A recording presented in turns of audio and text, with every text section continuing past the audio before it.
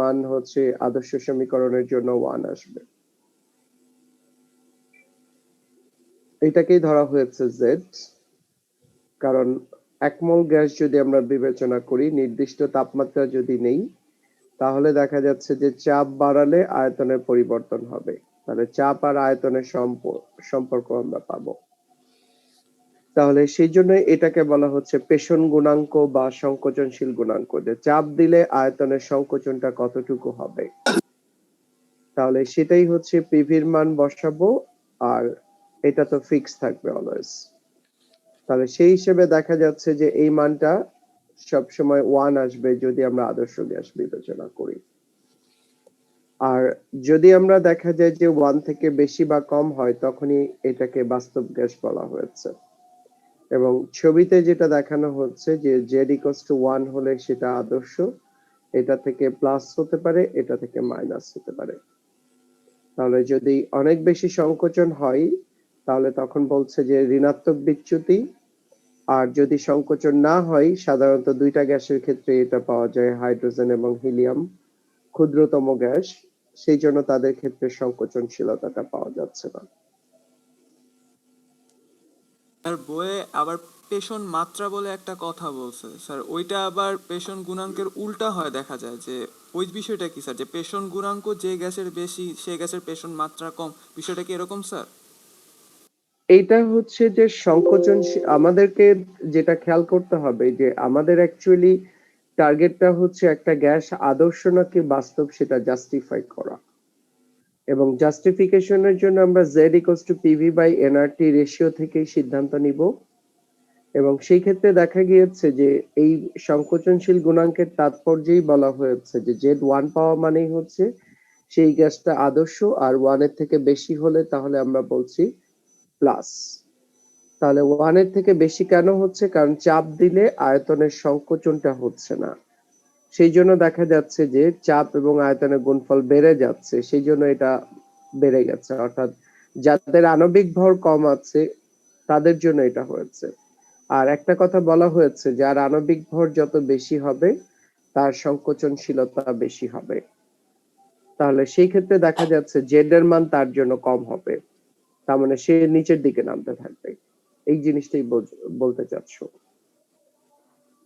অর্থাৎ দুটি গ্যাসের মধ্যে কে আদর্শ কে বাস্তব, বা কে বেশি আদর্শ কে বেশি বাস্তব, এই কথাগুলো আমরা তখন ব্যাখ্যা দিতে পারবো জেড এর সাপেক্ষে।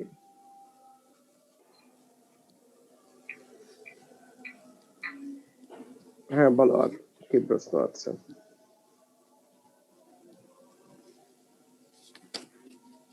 সন্ধি তাপমাত্রা আর উৎক্রম তাপমাত্রার মাঝের একটু ডিফারেন্সটা ক্লিয়ার করে দিন। সন্ধি তাপমাত্রা বলতে আমরা জানি যে প্রত্যেকটা গ্যাসই আমরা জানি যে একটা নির্দিষ্ট তাপমাত্রায় বা তার নিচে থাকলে চাপ দিয়ে তাকে তরল করা যায়, কিন্তু ওই তাপমাত্রার উপরে উঠে গেলে ওই গ্যাসটাকে আর চাপ দিয়ে তরল করা যায় না। তাহলে সেই হাইয়েস্ট লেভেলটাকে আমরা বলছি সন্ধি তাপমাত্রা। আর সন্ধি তাপমাত্রার উপরে যদি গ্যাস চলে যায়, তাহলে তাকে তরল করার জন্য দুইটা অপশন আছে। অপশন 1 হচ্ছে তার তাপমাত্রা কমাতে হবে, কমিয়ে সন্ধি তাপমাত্রায় বা তার নিচে আনতে হবে, তারপর সন্ধি চাপ প্রয়োগ করতে হবে। এটা হলো একটা অপশন। আর সেকেন্ড অপশন যেটা, সেটা হচ্ছে যে সন্ধি তাপমাত্রায় আমরা গ্যাসগুলোকে যখন নিয়ে উপরে চলে গেছে, তখন আমরা জুল থমসন প্রভাব প্রয়োগ করতে পারি। উচ্চ চাপ দিয়ে সংকোচন করার পর তারপর সরু ছিদ্রপথে নিম্নচাপের অঞ্চলে স্থানান্তর করলে গ্যাসের তাপমাত্রা কমে যাবে, গ্যাস তরলে পরিণত হবে। ওকে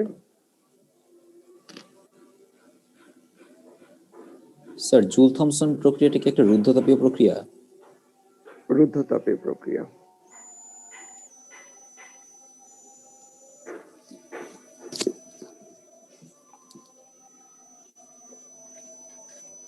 ওকে, আচ্ছা, একজন প্রশ্ন করেছে যে ম্যাথ করার জন্য 1 atm এর মান কখন কোনটা ব্যবহার করব।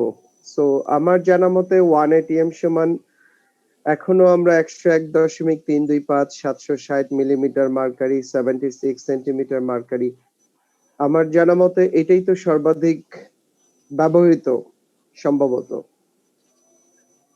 কারণ আমরা জানি যে এসটিপি, এনটিপি, এসএটিপি এগুলোর সংশোধন হয়েছে, বাট বাংলাদেশে আমরা আমাদের কারিকুলামে এখনো এটাকে সংযোজন করি নাই।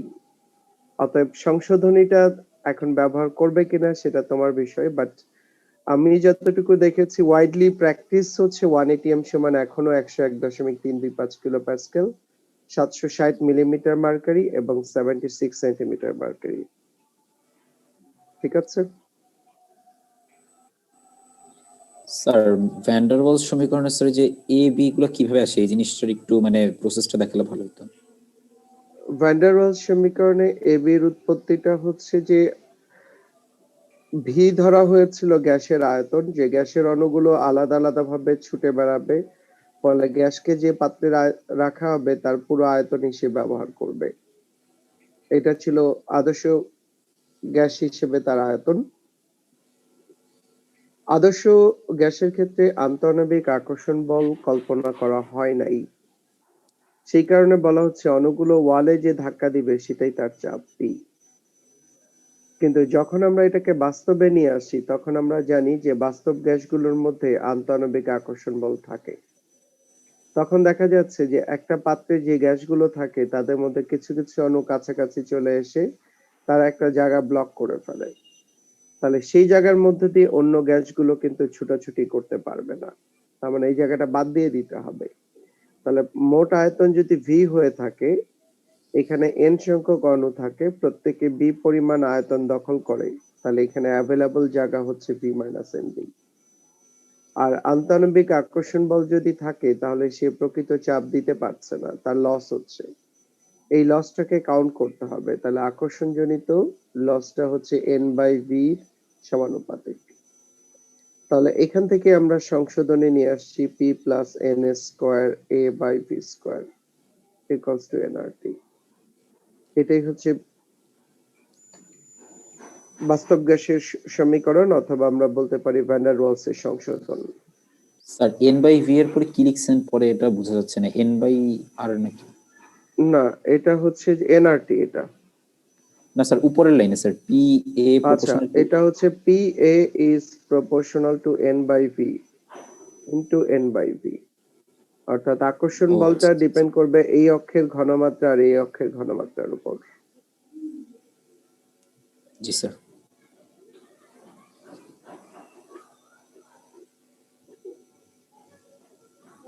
হ্যাঁ, তাহলে জানাও যে আমাদের আর কোনো প্রবলেম বা আর কিছু গ্যাস সম্পর্কিত।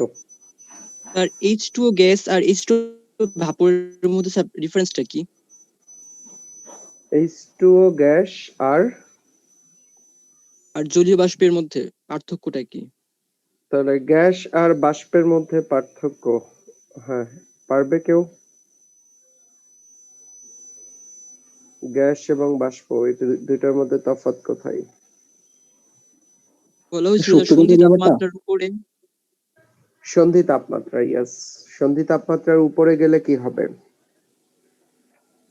বাষ্প।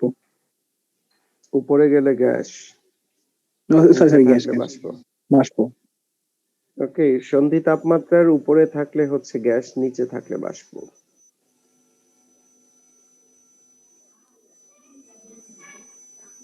ঠিক আছে, আর কিছু বলবে?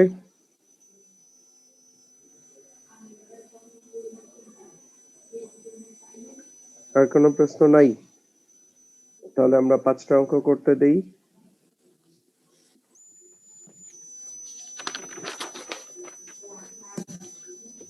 অঙ্ক নাম্বার 1 হচ্ছে 0 ডিগ্রি সেলসিয়াস তাপমাত্রা, 500 মিলিমিটার মার্কারি চাপ, 150 ml গ্যাস। এখানে অণুর সংখ্যা কয়টা আছে?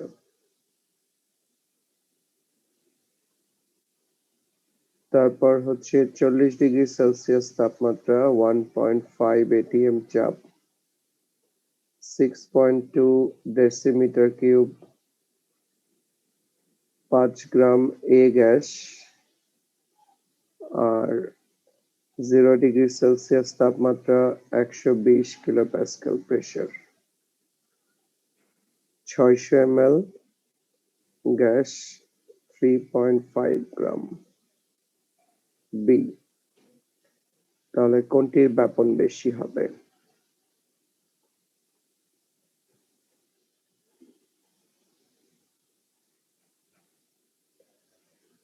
তৃতীয়টা হচ্ছে 0°C তাপমাত্রায়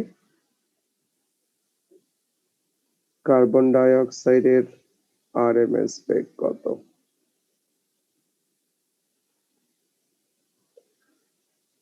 চার নাম্বারটা হচ্ছে আমরা যদি 300 সিসি সেন্টিমিটার নলের এই প্রান্তে ক্লোরিন গ্যাস, এই প্রান্তে হাইড্রোজেন গ্যাস দেই, কত দূরত্বে মিশ্রিত হবে?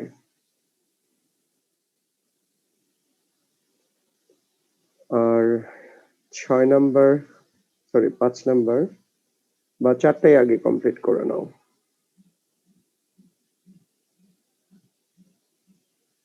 চারটা ক্যালকুলেশন কমপ্লিট করো, তারপরে আমরা পরেরটার ক্যালকুলেশনে যাচ্ছি।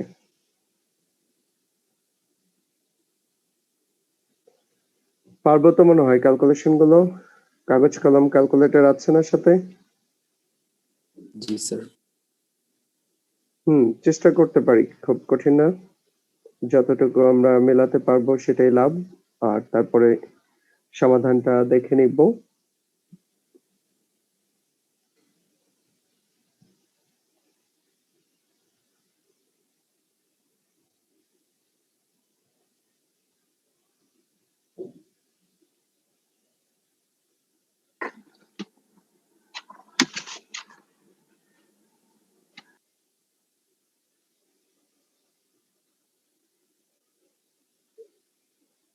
সবই পিভি ইকুয়ালস টু এনআরটির ক্যালকুলেশন বা গ্রাহামের সূত্রের ধারণা, আরএমএস এর অঙ্ক। চেষ্টা করো ক্যালকুলেটর। এবং অবজেক্টিভে দেখা যায় যে এই ক্যালকুলেশন গুলো আমরা খুব অল্প সময়েই আসলে পারা যায় শর্টকাটে।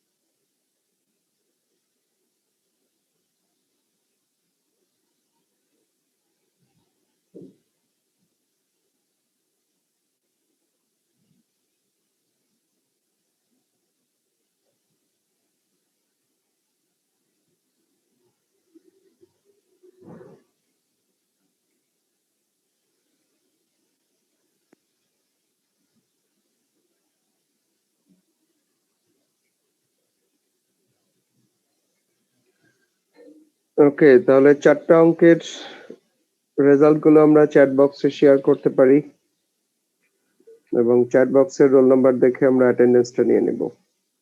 অতএব যাদের রোল নাম্বার আমরা পাবো চ্যাট বক্স থেকে তাদেরটাই প্রেজেন্ট, বাকিদেরটা আমরা অটো অ্যাবসেন্ট করে দেব।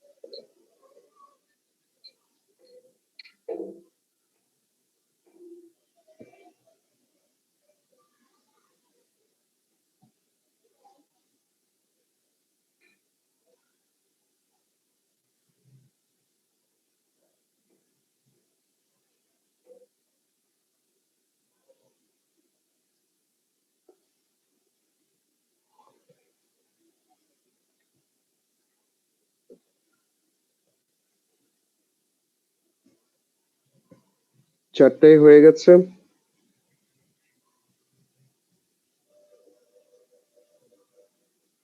1 2 3 পর্যন্ত আমরা রেজাল্ট পাচ্ছি।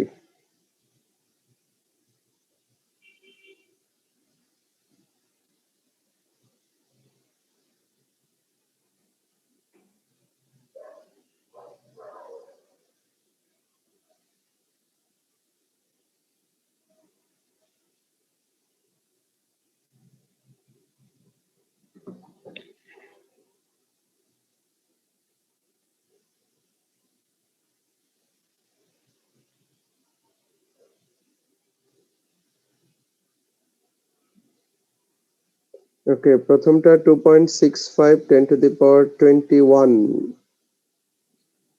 ঠিক আছে কিনা সবার? 2.65 10 to the power 21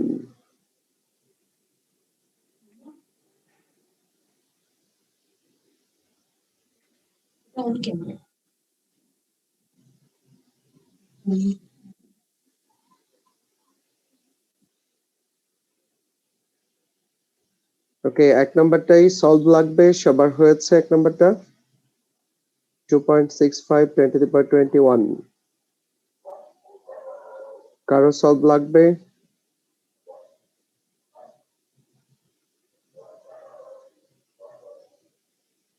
ওকে, দুই নাম্বারটা এ, দুই নাম্বারটাই সলভ লাগবে কারো? দুইটা গ্যাসের আণবিক ভর বের করে আমরা কনফার্ম করতে পারবো। আর 3 নাম্বারটা আসছে 393.3 metre per second, 393.3 metre per second.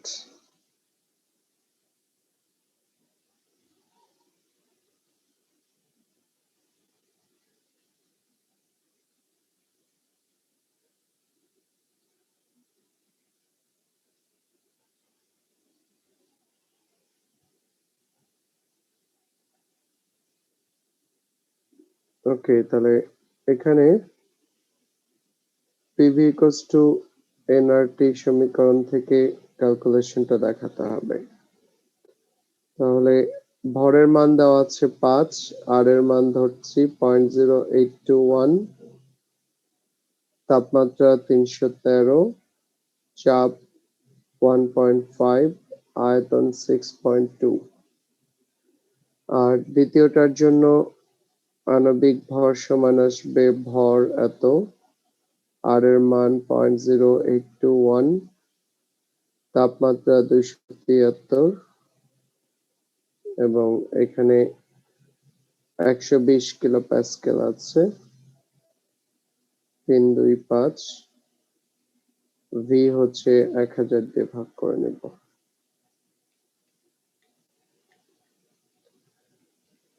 আচ্ছা, তারপরটার 3 এবং 4,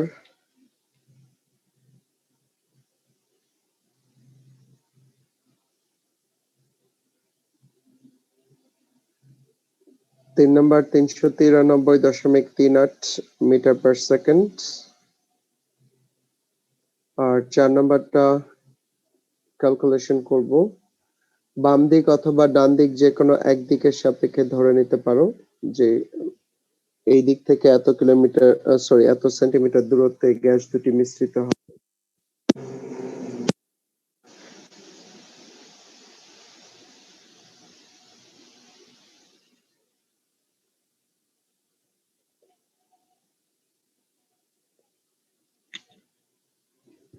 ওকে, তাহলে কি আমরা 1 2 3 4 ক্লোজ করব, সামনের দিকে যাই।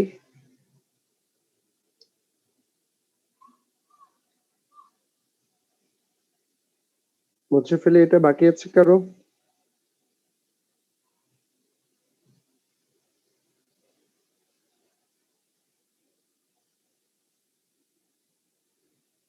জি স্যার, ক্লিয়ার করতে পারেন। ওকে, তাহলে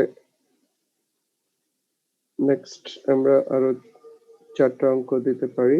একটা হচ্ছে ডাল্টনের সূত্রের উপর ভিত্তি করে। সো এখানে হচ্ছে 1.5 atm চাপ, 5.2 লিটার, এখানে 150 কিলো প্যাসকেল, এখানে 4.5 বার। গ্যাস আছে এখানে 3 লিটার, এখানে 2.1 লিটার। তাহলে A gas, B gas, C gas. তাহলে পি এক্সপেরিমেন্টাল এটা পাওয়া গেছে 10 atm। তাহলে গ্যাসটি আদর্শ নাকি বাস্তব সেটা প্রমাণ করতে হবে। দ্বিতীয়ত হচ্ছে যে এখানে দেওয়া আছে 40 ডিগ্রি সেলসিয়াস তাপমাত্রা এবং 0.8 লিটার গ্যাস এবং এখানে আছে 1.8 atm চাপে 3 গ্রাম গ্যাস আছে, এ গ্যাস। আর এখানে হচ্ছে যে 40 ডিগ্রি সেলসিয়াস তাপমাত্রা 5.3 atm চাপে 850 মিলিমিটার মার্কারি চাপে 3 গ্রাম বি গ্যাস আছে। তাহলে সিআরএমএস বি। 3 নাম্বার হচ্ছে এখানে 45 ডিগ্রি সেলসিয়াস তাপমাত্রা 600 সিসি গ্যাস আছে, 12 গ্রাম কার্বন ডাই অক্সাইড। এটার প্রেসার কত? তাহলে এই 3টা অঙ্কের ক্যালকুলেশন আমরা কমপ্লিট করতে চাচ্ছি।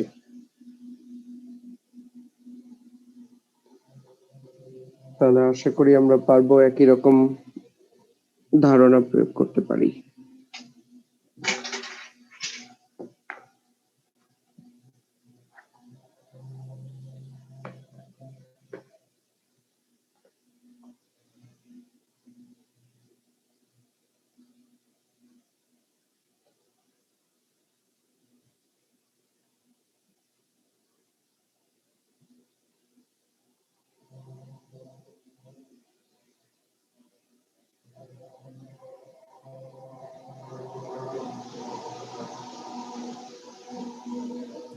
স্যার 1 নাম্বার ম্যাথে 4.5 এর এককটা কি লিখছেন সাথে? 4.5 এর বার লেখা আছে। ও আচ্ছা স্যার।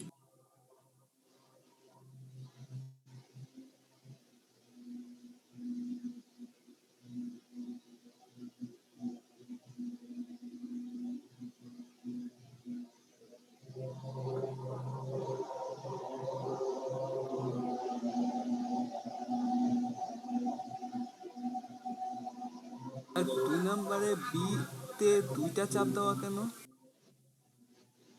2 নাম্বার বিতে আচ্ছা 2টা চাপ হলে একটা আয়তন কনভার্ট করে দাও। একটা এটা এমএল ধরে নাও।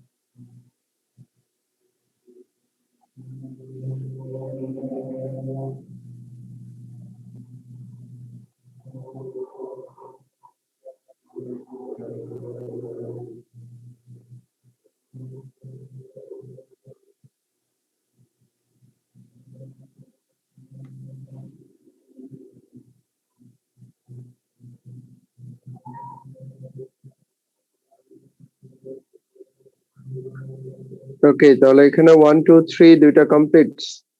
এখনো অর্ধেক স্টুডেন্ট আমরা ক্লাসে আছি, কিন্তু রেজাল্ট জমা দেয় নেই।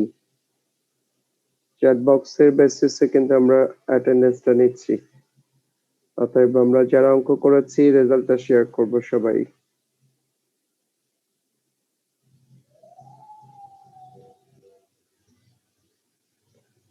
তাহলে প্রথমটার ক্ষেত্রে গ্যাসটা আদর্শ না বাস্তব? বলো। প্রথমটাতে যারা কমপ্লিট করেছি কি পেয়েছি ফলাফল?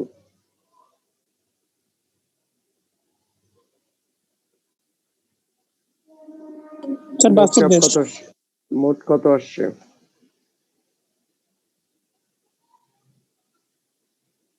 মোট চাপ কত আসছে? স্যার 1201.75।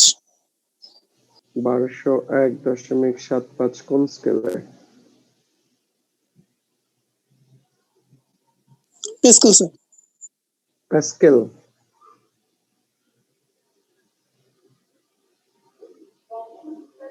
ওকে, 1201.75 এটা কি প্যাসকেল স্কেলে পেয়েছো?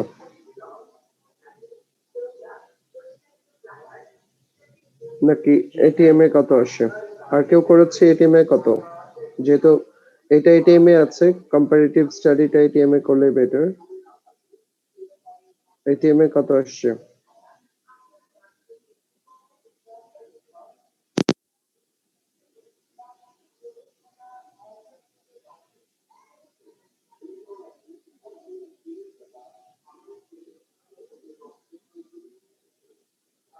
So 12.53. 12.53 এটিএম এ।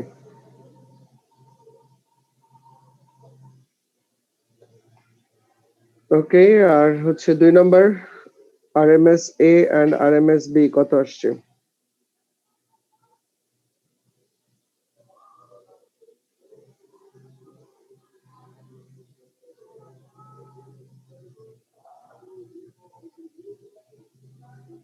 $382 আর 675।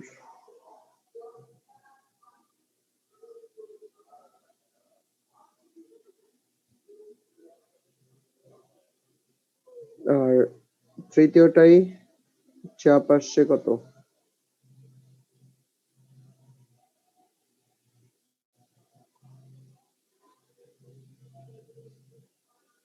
So 1201.75 Pascal. এটা কি তৃতীয়টার? হ্যাঁ তাহলে স্যার। প্রথমটার কত আসছিল? প্রথমটা আসছিল, একজন বলল 12.53 মনে হয়।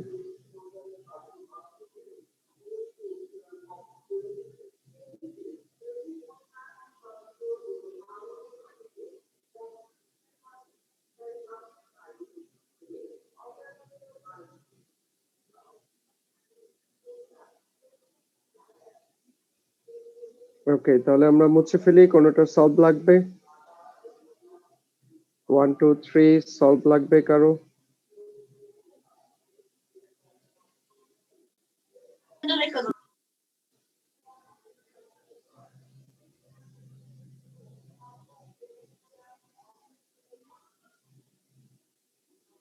এক নাম্বারটা একটু দেখাবেন স্যার।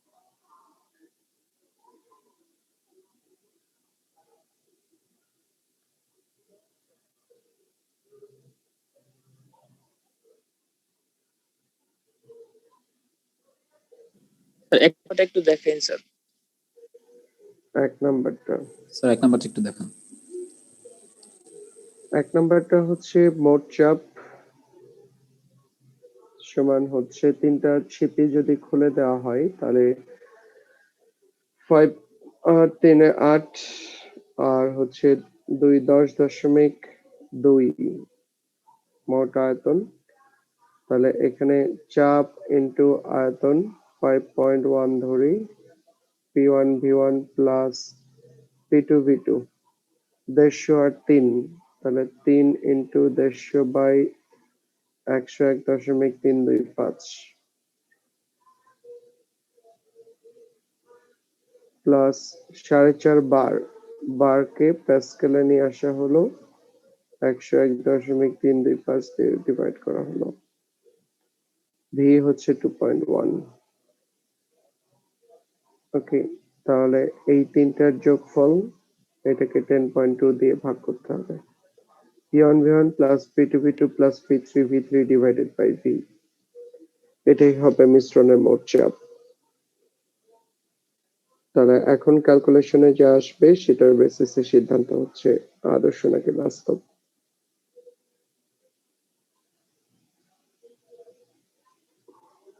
তাহলে 1 2 3 আর কেউ কোনো প্রশ্ন নিয়ে স্যার সমস্যা হচ্ছে? 4.5 বার কি প্যাসকেলে নিব নাকি এটিএম? 4.5 বারকে আমরা এটিএম এ নিব, কারণ আমি পুরো অঙ্কটা এটিএম স্কেলে করছি। এই যে এটা এটিএম এ আছে, এটাকে এটিএম এ নিয়েছি, তাহলে এটাকে অবশ্যই এটিএম এ কনভার্ট করে ক্যালকুলেশনটা করতে হবে।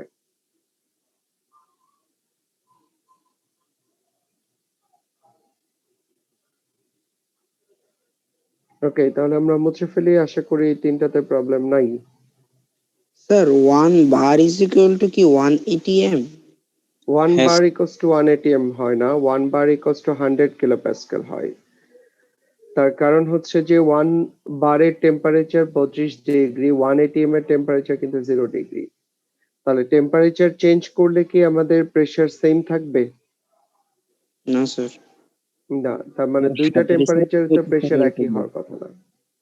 কিন্তু স্যার হাজারি স্যারের বইয়ে মানে অনেকগুলা কনভার্সনের মধ্যে এটা ছিল আর কি যে 1 ATM is equal to 1 bar। হ্যাঁ স্যার, 1 এটিএম সমান তো 1 বার হয় না, যে যদিও মান খুব কাছাকাছি আসে, 100 আর 101.325, ক্যালকুলেশনে গিয়ে দেখা যায় দশমিক সামথিং চেঞ্জ হয়, হ্যাঁ কিন্তু স্যার, 1 বার সমান 100 কিলোপ্যাসকেলই ধরা হয় আন্তর্জাতিক ভাবে। তাহলে কি স্যার আমরা পরীক্ষায় এই 100 কিলো প্যাসকেল ধরে হিসাবটা করব? দুইটাই যেহেতু বইয়ে আছে, আমরা যখন খাতা দেখি বইয়ে উল্লেখিত মানগুলোকে আমরা সবই ধরে নেই, কারণ এটা তো তোমার সমস্যা না। তোমাকে যদি শেখানো হয় এটা 2 লিখে যদি ছোটবেলায় বলা হতো এটা 3, তাহলে তো তুমি এটা 3ই বলবা। তো এখন ফ্যাক্টর হচ্ছে যে এটা যেহেতু মান, অতএব বইয়ে যদি যে মানগুলো আছে তার গ্রহণযোগ্য যে কোনো মানকে আমরা উল্লেখ করতে পারি, সমস্যা নেই। কারণ তোমার ক্যালকুলেশন ফরম্যাট থাকলে এখন 2 ধরো 3 ধরো, তাতে তোমার মানে কম বেশি হতে পারে, কিন্তু মূল যুক্তি তো ঠিক আছে। অতএব 100 কিলো প্যাসকেল ধরেই হিসাব করো, আর হচ্ছে 101.325 দিয়ে হিসাব করো, তাতে দেখা যায় নগণ্য পরিমাণ পরিবর্তন আসে, যেটা আসলে আমরা চাইলে অগ্রাহ্য করতে পারি আর কি, সমস্যা নেই। বুঝতে পারছি স্যার, ধন্যবাদ। ওকে, নেক্সট হচ্ছে এসটিপি। এসটিপি তে ঘনত্ব দেওয়া আছে 0.5 গ্রাম পার লিটার। এসএটিপি তে ঘনত্ব কত হবে?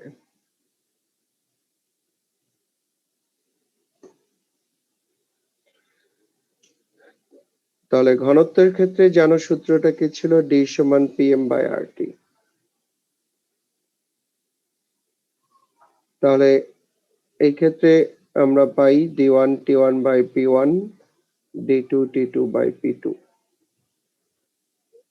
এটাতে যদি মান বসে দাও, ডেনসিটি 1.5, ডেনসিটি 2 বের করবে।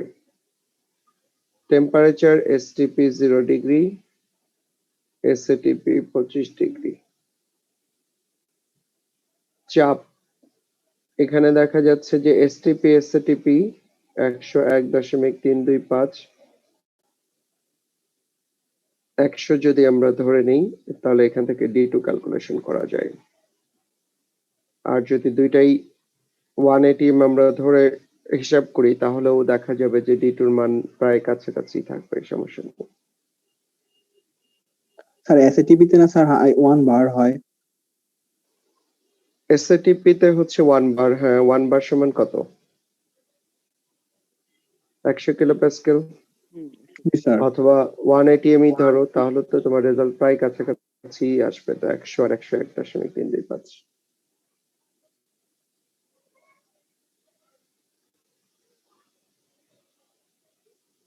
তাহলে কত আসছে ক্যালকুলেটর D2 এর মান? স্যার 0.452। 0.452 সবার একমত? হ্যাঁ স্যার। একক কি হবে? স্যার গ্রাম পার লিটার। গ্রাম পার লিটার। একক আসবে গ্রাম পার লিটার, ঠিক আছে।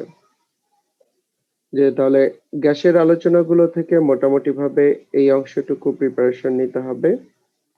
আর আগামী ক্লাসে তাহলে আমরা বাকি অংশটুকু যা আছে অর্থাৎ পরিবেশ রসায়নের পুরো অংশ সহ পুরো চ্যাপ্টারটা আমরা একবার স্ক্রিনিং করে দেখতে পারি যে কারো কোনো প্রবলেম আছে কিনা, তাহলে সেই অনুসারে আমরা